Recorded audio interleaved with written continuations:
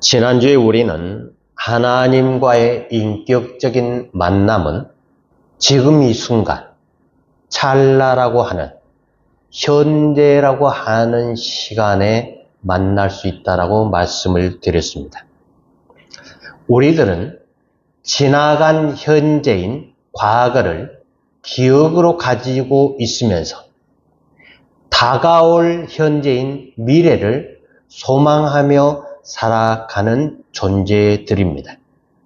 따라서 과거와 미래라는 구조 속에서 현재를 잃어버리고 살아가고 있다라고 보면 좋을 것 같습니다. 하나님과의 체험은 오직 나와 너라고 하는 인격적인 만남으로만 가능합니다. 이것을 어느 누구에게 온전히 설명할 수는 없습니다. 나와 너라는 인격을 가리켜서 1인칭과 2인칭의 만남이라고 이야기를 하는데, 하나님과 나와의 이 만남은 3인칭이 아닙니다. 오직 1인칭과 2인칭의 관계이기 때문에 그렇습니다.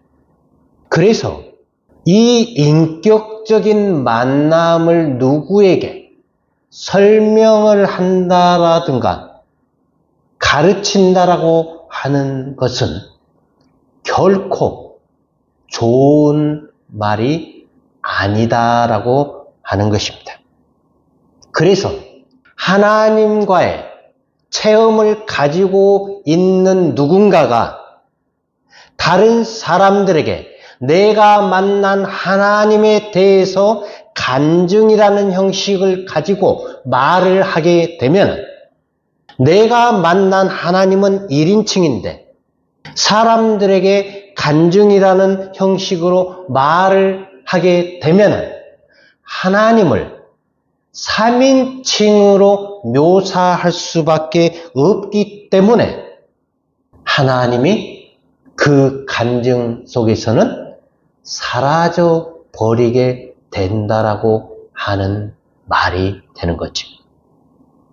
어떠한 말이라 할지라도, 온갖 은혜스러운 말이라 할지라도 인간의 입술을 통해서 전달되는 순간에 그거는 3인칭으로 바뀌게 되어버린다. 거기에는 영적인 만남이 주어지지 않는다라고 하는 말입니다.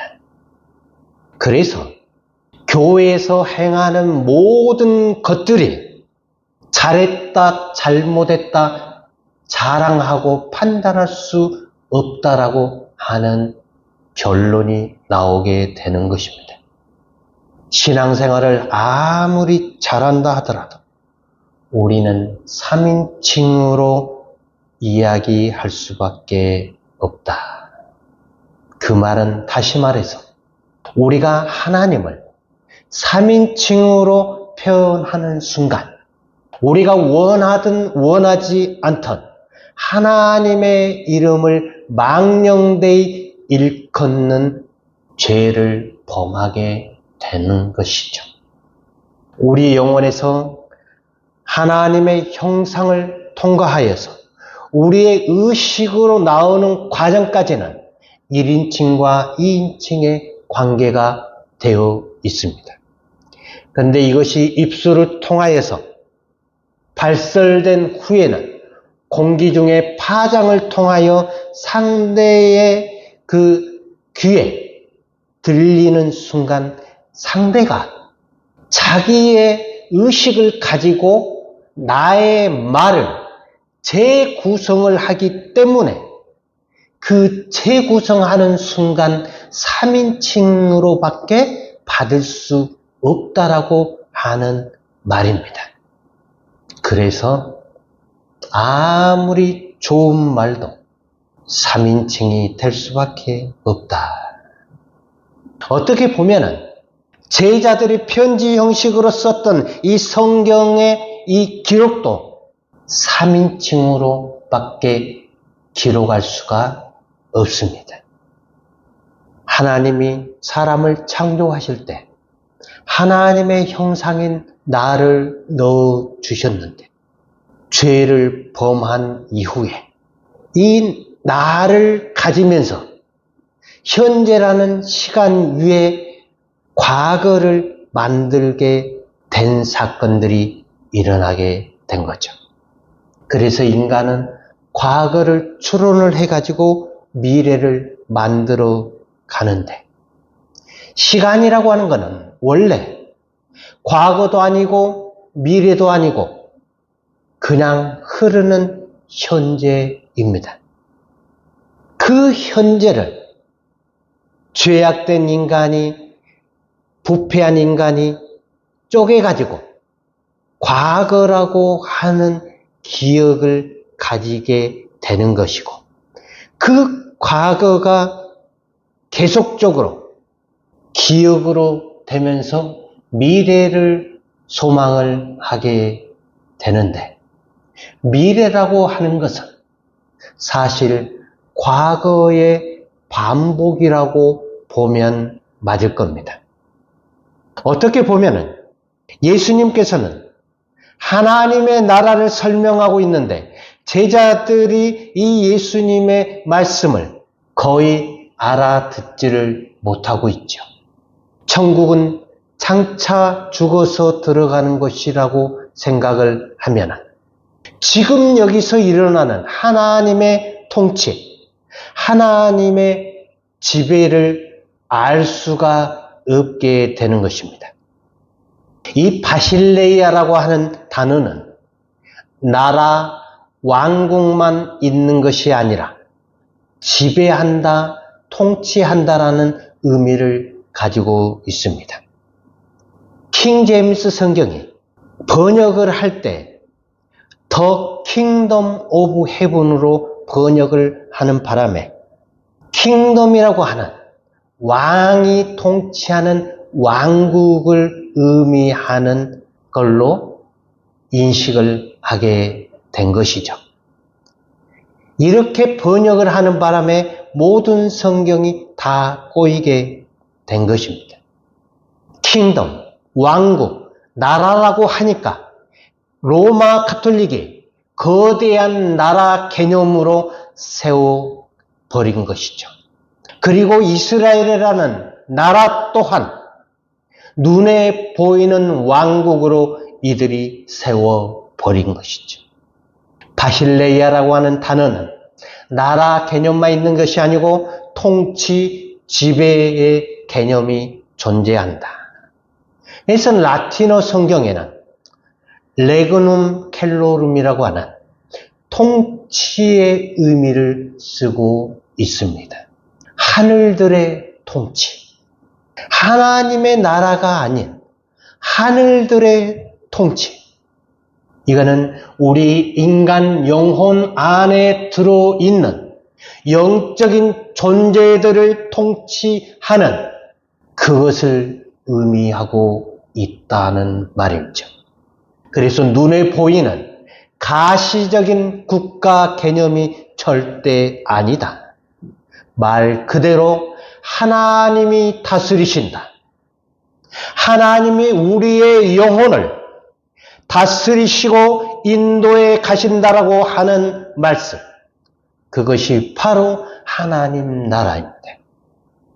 예수님께서 이 땅에 오신 하나님의 인격이시고, 이 예수님이 하신 모든 말씀들이 하나님의 나라를 말씀하고 있고 천국을 의미를 하고 있지요.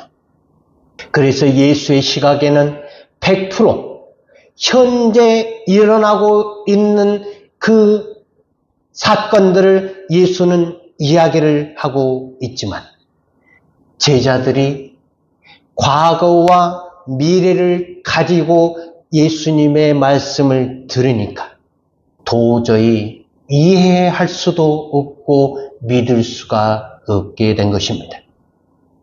이들은 자기들이 소망하는 일들을 추구하고 있었기 때문에 예수가 이스라엘을 구원하고 자기들도 거기에 덩달아 한 자리씩 구할 수 있다라고 이들은 생각을 했기 때문에 예수가 하신 그 말씀에 대해서는 별로 그렇게 신경을 쓰지 않았지요.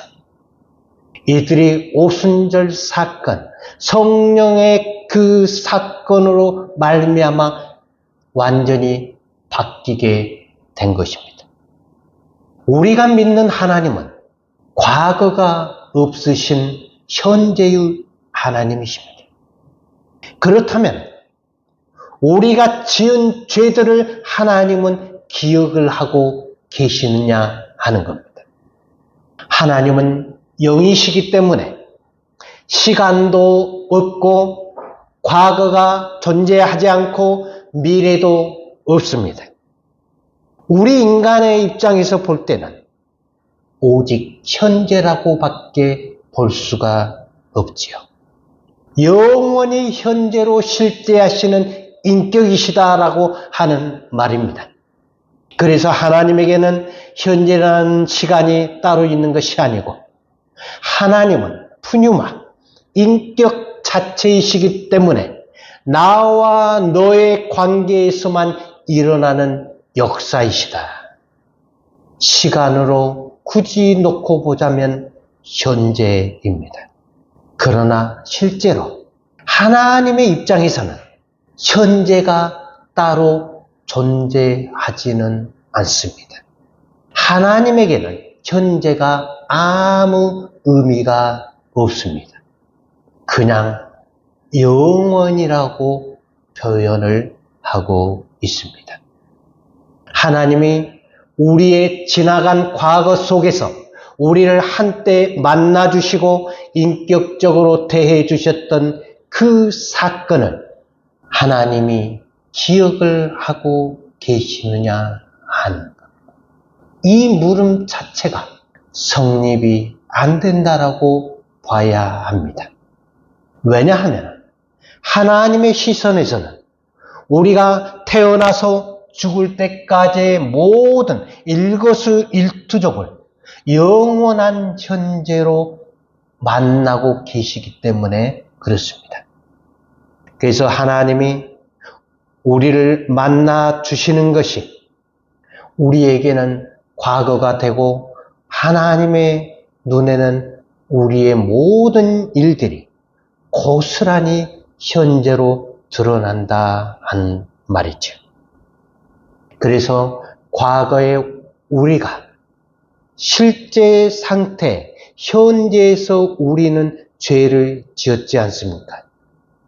그 상태가 하나님에게는 영원히 현재로 눈앞에 드러난다라는 말이죠.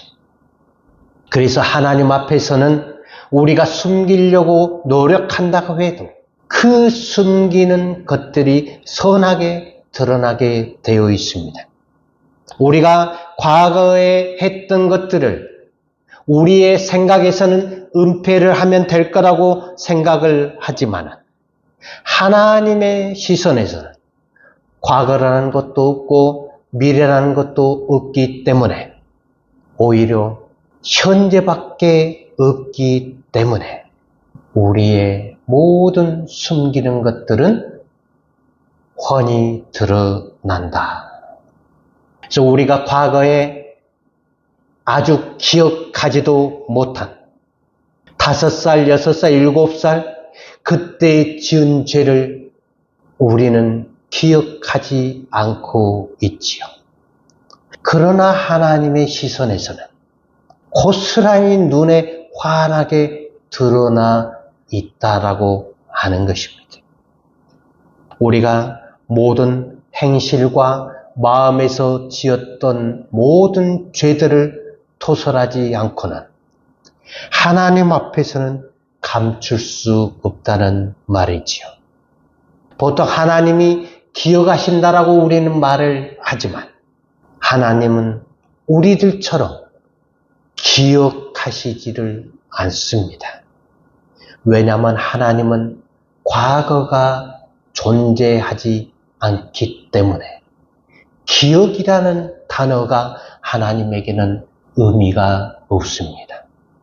그래서 우리가 하나님 앞에 기도할 때 우리가 예전에 했던 좋은 일들, 하나님 앞에, 교회 앞에 잘했던 일들을 하나님 기억하시죠라고 우리는 기도를 하지만 그 기도가 어떻게 보면은 잘못된 기도라고 봐야 하는 것이죠.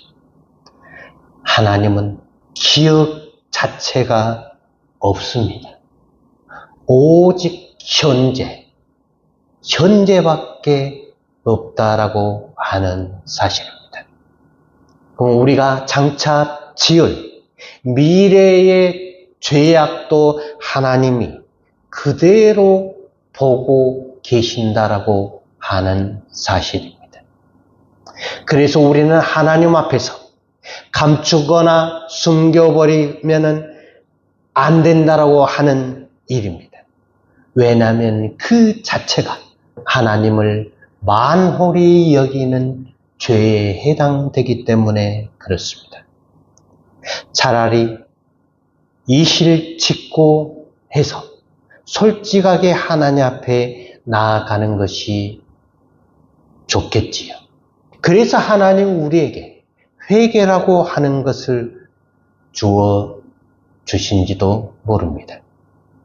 회개라는 것도 어떻게 보면 과거의 한 사건을 가지고 하나님 앞에서 현재 나와 너와의 인격적인 만남을 의미하고 있기 때문에 이 나와 너와의 인격적인 만남을 가진다라고 하는 것은 사실 기도 외에는 없다고 봐도 좋을 것입니다. 그래서 기도라고 하는 것은 예배의 한 부분이 아니고 우리 인생의 모두가 기도다라고 말씀을 드리고 싶습니다. 기도는 하나님이 바로 지금 여기에 나와 마주하고 계시다라고 하는 그 하나님 앞에 내가 지금 이야기하고 있다라고 하는 사실입니다. 그래서 기도라고 하는 것은 우리가 시간을 내서 하는 것도 좋지만 순간순간 우리의 삶 가운데서 호흡하는 가운데서 하나님이 지금 여기에 나와 함께 계시다라고 하는 그 믿음으로 사람을 대하고 하는 모든 것들이 인격적인 만남이 되어야 한다라고 하는 겁니다. 그러나 우리는 항상 지난 과거의 일들을 가지고 그것으로 상대방과 이야기를 하잖아요. 그래서 그것을 가지고 미래를 생각하니까 암울하고 암담하고 답이 없어 보이기 때문에 우리는 그 과거의 일을 가지고 상대를 향하여서 원망하고 불평하고 죄를 짓고 있다라고 하는 사실을 우리는 전혀 생각지 않고 있다라고 하는 겁니다. 하나님과의 이 만남은 오직 현재, 지금 여기서 순간 찰나라고 하는 사실을 우리는 잊지 말아야 합니다. 그래서 그 하나님 앞에 우리가 믿음으로 반응하고 응답하는 우리의 삶이 되기를 주님의 이름으로 축원합니다.